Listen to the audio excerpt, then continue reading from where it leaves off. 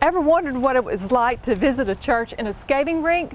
Well, if you visit Mosaic Church in Ocean Springs, you'll get the chance. And we're about to sit down with their pastor, Dustin Bowles. All of that is coming up today on Church Spotlight.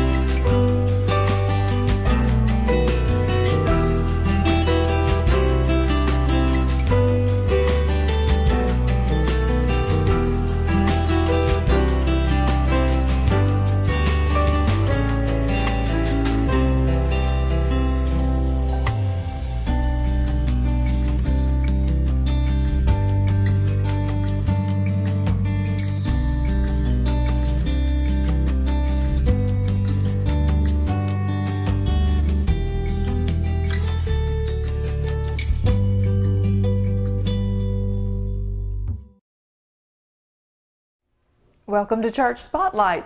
Welcome, Dustin. Hey, how you doing? Thank you for having us today. My privilege. Good stuff. So we are not in a conventional setting, are we? No, not for church. No, this is a skating rink slash church slash preschool. It gets a lot of use. Yeah, yeah. Well, what gave you the idea? Where did the concept come, or is it just simply a building that was available? What happened? Take me to the process. Well, you know, obviously a traditional church building is what we all imagine as church, and the Bible defines the church as people, as a group of people that love Jesus, that love each other. So for us, the building was not really important. The building was an afterthought to the people. So we began to gather a group of people. We had to have a place to meet, obviously. So we looked at different options, and the idea of the skating rink actually came open, and it was something we stumbled onto, and we thought, that's just perfect for us. Mosaic Church meeting in a skating rink. And really it was a practical thing. The building is just a tool to reach people. That's all it is. Sure. And when it becomes a burden, it's no longer of use anymore. But this has been a total blessing to us. We've reached a lot of people. It's inexpensive. It blesses the people that own the business. It blesses our church. So a lot of church buildings sit empty for 6 days a week. Right. This one, as you can hear, as we've been here, it's getting used all the time. So to me, that's just, it makes practical sense. So the story was we went to the schools and that didn't work out, and we rented one facility and it lasted for 2 weeks and we outgrew it, so we had to move. And we thought, we owe it to our people to kind of settle somewhere, and this just worked out perfectly. Now we've been here for over 2 years. Yeah. So Where did your first service? First service was in our living room, actually. Okay. We had 19 people and we crammed them into our living room. And then within a couple weeks, we couldn't meet anybody. We didn't have anybody with a big enough house to meet after that. And so we began to rent a facility right down the road here called the Mirrored Hall. It was a little wedding banquet hall. And we met there for a short period of time. And again, we outgrew that. So we were having, you know, God was kind of chuckling as he thought, you know, get a bigger vision, kid, you know. And so we moved here, and this building can actually accommodate, in multiple services, can accommodate, you know, probably 2,000 to 3,000 people if God sees fit to grow it that big. So it's a real practical thing. We're a debt-free church. We don't like to have any debt. We like to use every penny that comes in for ministry.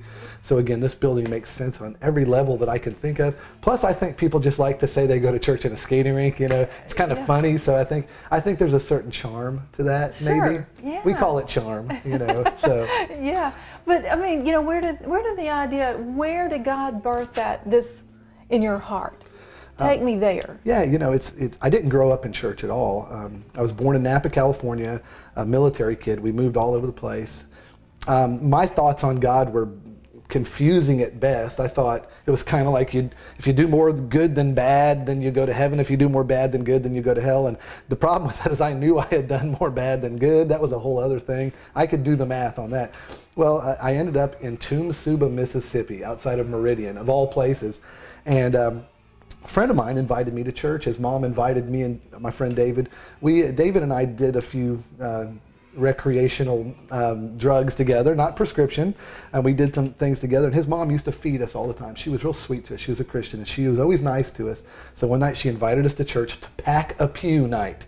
Yeah. And we were the packing for her pew. Right. And since she had been so kind to us and just been real loving, I said, man, I'm going to go to church. And I'm going to go and I'm going to listen. I'd always been kind of an academic person. I wanted something to make sense. We went to Tumsuba Baptist Church that night, and I sat there, and this was the 80s, so I had the long, heavy metal hair, the ripped up jeans, and the dangling earring. You fit right in, oh yeah, I didn't stand out at all up there. You know, it was just perfect. They didn't even notice me.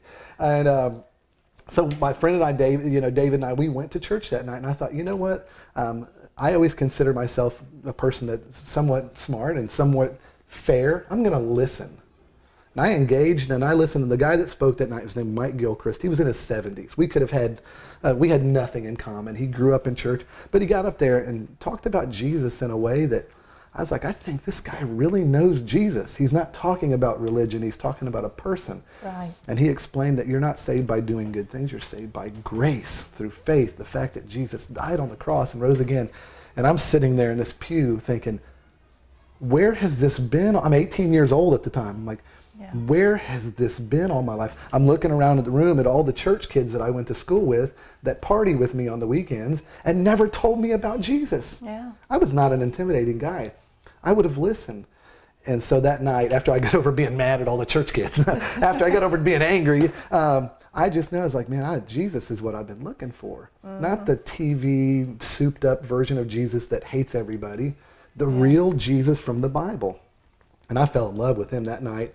I became a Christian that night, put my faith in him. And one vow that I made in my heart was that I will never keep this message a secret, ever. I will make sure that I make Jesus clear for the rest of my life. And out of that, through a lot of circumstances, I went to Bible college, went in the Air Force, went to Bible college, met my wife, we got married, and just, and that was great, and she was a believer as well. And after a while, we moved to Texas and helped start a church out there, and it was great. And we got several years into that, and we loved the Gulf Coast because this is where my wife is from, and this is where we met. And a lot of my spiritual heritage is here on the coast, so we always knew we would come back. Katrina happened. We were like, okay, God, do we go immediately after Katrina? Well, God made it clear in 2008 that we were supposed to move back here. And we were looking around the coast. We saw the surveys that there were 180,000 people in the 3 coastal counties that didn't have a church home. And we thought, wow. And there's a lot of great traditional churches here. We have a lot of friends in ministry. We love all the churches here. But we thought there's room for a new church to help reach those people. So out of that, we did all the legwork of you have to start a business and a church at the same time. It's a whole lot of work. So we did all that and moved here, started with those 19 people. And our goal has been just very simple. Love everybody who comes through the doors. Make Jesus clear. Don't be a sissy. Preach the Bible. Don't water it down and do some new thing and try to be cute and funny. Preach the Bible and be yourself and love on the people. And man, I'll tell you what, it has been an amazing thing. And it's funny, every Sunday I see a guy that reminds me of 18-year-old Dustin sitting out there, and they hear the good news about Jesus, and I can see it happening. Yeah. I'm like, oh, that's exactly what you did in me, God. And it's just, I can't get enough of it. So that was kind of it. We've grown, and it's been a huge blessing. And we've made friends with a lot of the other churches. We're new, so we kind of get a lot of the press and we're the flavor of the month and the new kid on the block. But there's a lot of churches that, man, they've been working for decades here. Yeah. And all we're doing is following the footsteps of a lot of, First Baptist Biloxi and Cedar Lake Assembly are good friends of ours, and Jeff Ulmer over at New Life Family Church, and Brad Robertson at Grace, and a lot of these other churches. I mean, we're just following in their footsteps, and God's going to bring other people too that will be blessed. So I just feel very fortunate to come from that 18-year-old punk kid that thought he knew everything to being a 41-year-old punk kid that gets to pastor a great church. And we're here forever as far as we're concerned. We love the coast. Yeah. And until those 180,000 people know Jesus, I've got work to do. That's right. That's right. So our work is not done. No. But all of that, just from hearing one man have and know there was a difference, that he had an absolute relationship with Christ, and that made all the difference. It made all. The age didn't even matter. Right. Jesus is what mattered, and he spoke of him intellectually. It was smart. I was like, man, I can think. This gets my brain and my heart. They say some people come heart first to Jesus. I came head first. My heart caught up later. Right. But it made intellectual sense to me, and then it obviously made emotional sense to me. But this guy just presented Jesus. And you can hear somebody talk about something that they're kind of interested in, and then you can hear somebody talk about something that they're passionate about. Right. And it just got me. And I've been that way ever since. I can't talk about Jesus without getting something happening in me. I'm not talking about religion. Religion I can do without. In fact, I'd rather do without it. But when I get to talking about him and I get to opening that book, the Bible, and talking, something, it's just a part of me now. And I love to see that catch on and infect other people, as it were, So I love it. Well, he is a consuming fire. He absolutely is. And the fire never goes down. It just keeps getting bigger. That's right. That's right. But what a relief to know that it's not by our works or what we've done. Oh my goodness. Wasn't that a relief? If it was good up to news? me, I wouldn't trust my best 5 minutes to get me into heaven or to get me into it is. And that's what makes Christianity so different. Religion is do this, do this, do this, and then God might accept you. Christianity is we know God knows we're a mess. Right. So what does Jesus do? He comes down to us. Right. That's a whole different. It's not me climbing a ladder to heaven. It's him climbing a ladder down to me. Forget about it. There's no comparison.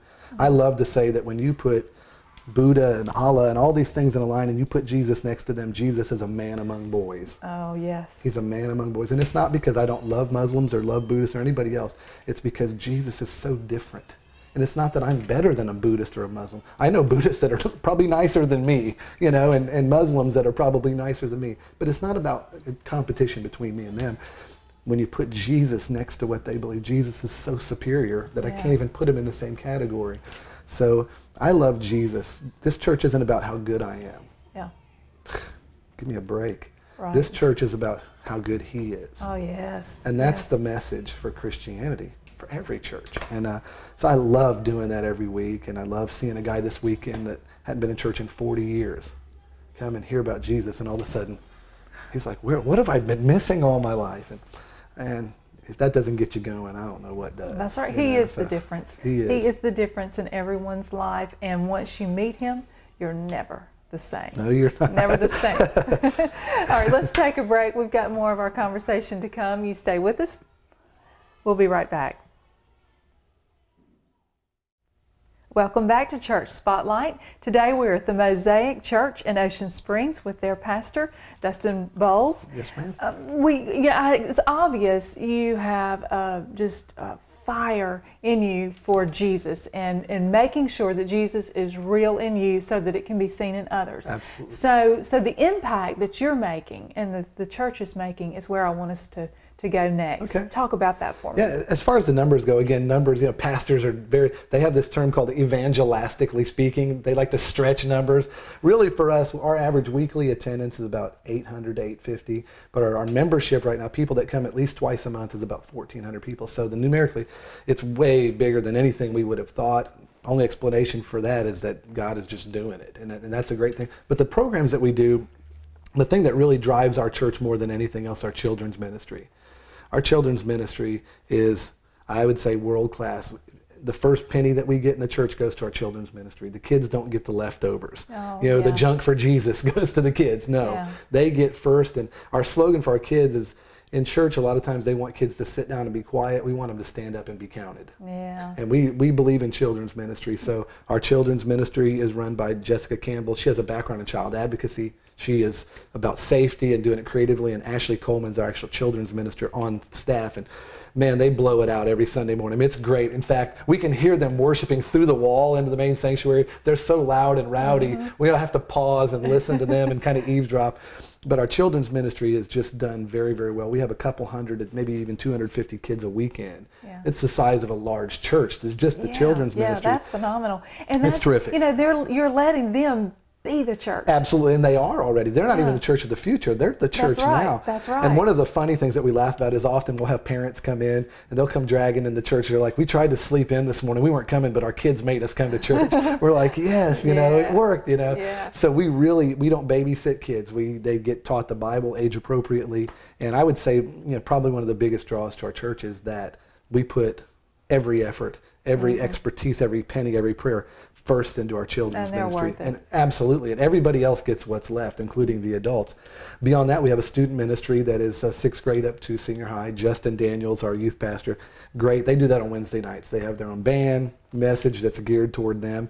On Thursday nights, beginning back in January, we have Celebrate Recovery.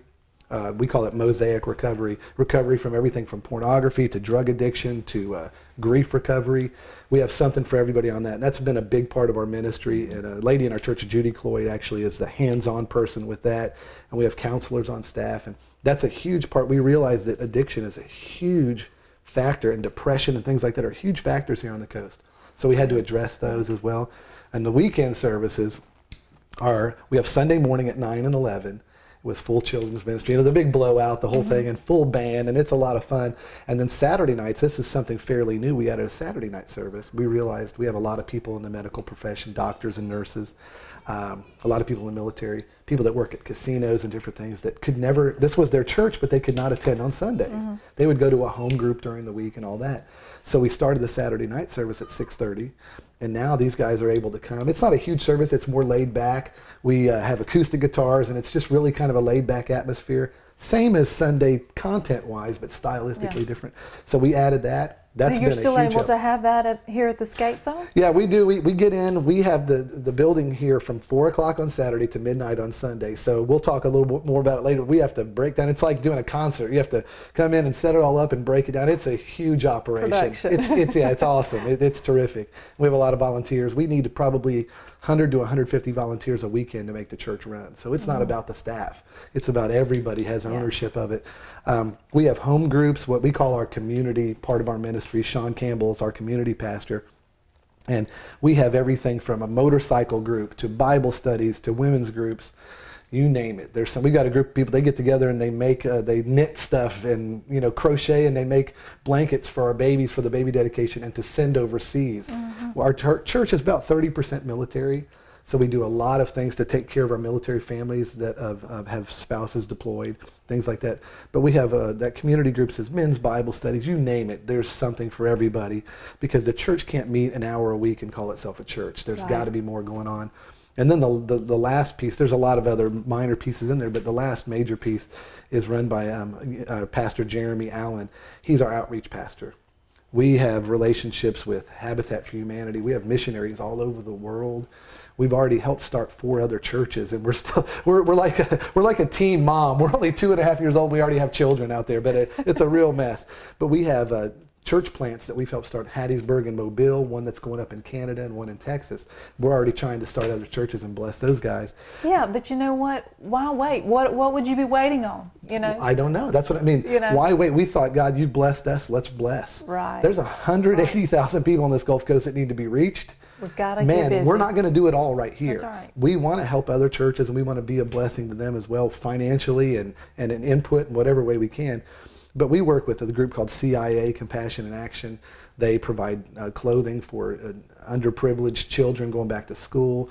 The South Mississippi AIDS Task Force, just so many outreaches that we try to do as a church, and Jeremy runs all that. We give the first 10% of the church's income goes to outreach and missions, and then whatever else we can afford after that. But before anybody gets paid, before the children's ministry and everything else, we give out first. And Jeremy makes that money go as far as he can. He does a great job with it. So our hands are in a lot of different stuff. But you can afford to do that because you're debt free. Absolutely. I'm not paying interest on a loan. We're giving it out. Yeah. And I'm just so grateful to be able to do that. And it's weird, the more we give out, the more God blesses us. And it's not a magic formula. It's just what God does. Yeah. You try to outgive Him and you lose every time. You cannot. But we've just decided, I don't want to we're not super Christians and we walk on water. We have our flaws as well. Sure. And, we're a very flawed church, and I think that's one of the things that we don't hide at all. We don't nobody's on a pedestal. Our joke, and we talked a little bit about it earlier, our joke is that if you come in on a pedestal, we're going to push you off. And if you see us on one, push us off too. Yeah. The only person on a pedestal at this church is Jesus. Yeah. The rest of us are on that level ground at the cross. I'm a very flawed pastor. This church isn't for people that need their pastor to be perfect or to walk on water. I'm not going to do it. Yeah. I'm a very flawed man, and that God uses greatly, and that's the way I like it. I want a person to come into the church and see our staff and see me and say, man, if God can use these people, certainly He can use me. We want to give them that hope. The last thing I want anybody to do is come in and be intimidated by us overcomplicating Christianity or by acting like we have it all together. And when you get it together, then come join us kind of thing. And we have several little inside jokes at our church. And one of ours is that not only do we not think we're better than you, we think we're worse than you. So come on in, you know. And so again, we poke fun at ourselves a lot. But those programs, all those programs are just a reflection of it's what Jesus does. Right. Come on. It's not, we're not special and like we're better than some other church. If you are a Christian and you're a church that's based on the Bible, you have to do those things. It's not an option. Sure. You know, you cannot do that. An elephant without a trunk is not an elephant. You just have it. And so, you know, we don't think we're all that special. We think we're just trying to be biblically normal. And that's the norm in the Bible. And man, just to see, again, drug addicts come in and you know, you got a 2-star general on a Sunday morning sitting next to a lady that just got out of rehab, and they're both getting into Jesus. Come on. Right. How ridiculously great is that? Yeah. And we've got a single mom with 5 kids, you know, and then you've got this other family over here that looks like they're the perfect 2.5 kid family and all that. And you've got this woman who's been through horrendous things, and then you've got the poorest person in the world. And you've got the wealthy family here, and we've got people in their 70s and, you know, even older. I've got one guy that's in his 70s in our church, and every morning he comes in, he gives me knuckles. I try to shake his hand, be all formal. He's like, boom, and I'm like, all right. And then we've got, you know, young couples and people in college. It's just, the name of the church is Mosaic. But it sounds like the description of the life of Jesus. I hope so. You know, and again, we named the church Mosaic, not to sound weird, although it does. You know, we're in a skating rink and it's Mosaic. That's weird, okay? But we named it Mosaic because what's a mosaic other than broken pieces that a talented artist takes and makes into something beautiful? Yeah. We're all broken. Jesus, our resident artist, takes us and puts us all and makes this beautiful thing called Mosaic Church. And man, my fingerprints aren't what's important. His are. Right. And I love that. I mean, I love the people in our church. There's no fraud. It's just real. If you're messed up, okay, we're cool with that. If you're doing well, we're cool with that too. Yeah. Be exactly who you are. And as a pastor, it's nice to be able to be who I am too. I don't put on my pastor costume on Sunday morning. This is it, you know, for good or for bad. So it's great. I love it. So the same on Sunday as you are on Monday. I hope so. And just, you know, I think that's a key to the success is just really just letting all the defenses and all the walls come down and just see, you know, this is how God accepts you. Right. So why should we be any different? Absolutely. And then he changes you. You know, man, gosh, he'll change your life, but we've got to start with where you are. Right. You know, we all have to start with where we are. And I just, you know, what a relief. Walls and, you know, keeping people out because they're not a certain thing. That's so much work that's unnecessary. I'd rather work at opening the doors, kicking the door off the front of the church than building a stronger, bigger, more safe door. Mm-hmm. Safety is not a Christian virtue. If it is, then the cross was a miserable failure. Yeah. It's not about being safe and hiding in a church building. It's about, Jesus, we love you desperately, and Jesus, we love the people on the Gulf Coast desperately. Let's get Jesus and the people together. How do we do that? That's where the work is. So, you know, I love being the pastor here, and the people love me back, and it's a cool thing. This is my job. What? How ridiculous. You know, I'm very blessed, privileged. Couldn't have been said better. Yeah, thank you. Appreciate that. We've got more to come. Stay with us. Welcome back to Church Spotlight. Dustin, take us through a Sunday morning or maybe a Saturday evening with you. All right. What do you do to convert? What production has to happen? Right. I don't see any stained glass or anything here, but what we do basically is we're standing on the floor of our sanctuary. This is a skating rink, and what we do is on Saturday afternoons, we come in with a team of volunteers, and we set up over 400 chairs, staging, lighting, everything that you would want in a church. We set it all up. Right over here, we have our coffee bar. We have a huge, coffee's an important part of any Christian church, just so you know. We have a coffee bar set up there, and the entryway right there, we stand out there, we try to meet every single person that comes in, and we try to really just get our hands on you so we can talk to you and meet you, and you can meet us. We call that the love gauntlet, man. If you can get in this church without somebody saying hi to you, then we'll give you a prize, because you would have to really sneak in. What we have through this door, straight over across there, we have about 5,000 square feet of children's area with children's rooms that are decorated specifically for them. They have worship and videos. We even have, one of the great things is a safety feature. We have video cameras in all the rooms so that when parents drop their kids off, you know your kids are going to be safe. We take that very, very seriously, especially we're a church that's new. We meet in a mobile location. We want to make sure that you know that all of our people are trained in CPR. It's just a great area. So we have about 5,000 square feet. The kids are screaming and having a great time. In fact, what's funny is we're worshiping in this room, and they're worshiping just beyond that wall. So on Sunday mornings, most of the time, what they do bleeds over into us. So we get to enjoy listening to our kids just worship Jesus and have a great time. It's a lot of fun. So what you see here is we just set up the entire area. We have curtains. You can see them hanging over there. When the service starts, we pull those curtains across, and it creates a real warm space here, so that when you walk in, you're not walking right into this big situation. So we've tried to think of everything. We tried to get as much miles out of this as we can. Vince and Laura Burke, they're the ones that own In the Zone, which is the Christian preschool that meets here, and the skate zone. They let us have so many privileges, and they bend as far as they can with us. So it's this mutual relationship, and they come to our church now, which is kind of cool. So the bad thing is they come to work here all week, and then they have to come back to the same building for church. But so we use every square inch of this space to the glory of God. It's what we do, and I love it. I think there's a certain charm to it. We call it ghetto fabulous. We're ghetto fabulous. We set up and break down. But if you've walked in on a Sunday morning, I think you'd be surprised at what it looks like. It's pretty impressive. So, Dustin, I thank you so much. Thank you For walking me through your church. It is, church, whatever, awesome. the zone. Yeah. I love it. Yeah. And your fire for God is evident, and I appreciate that. Well, I appreciate it. Thank you Thanks so much. Thank you for watching, and be sure to watch next week as we spotlight another church making a difference in their community. Until then, I'm Rena Danley.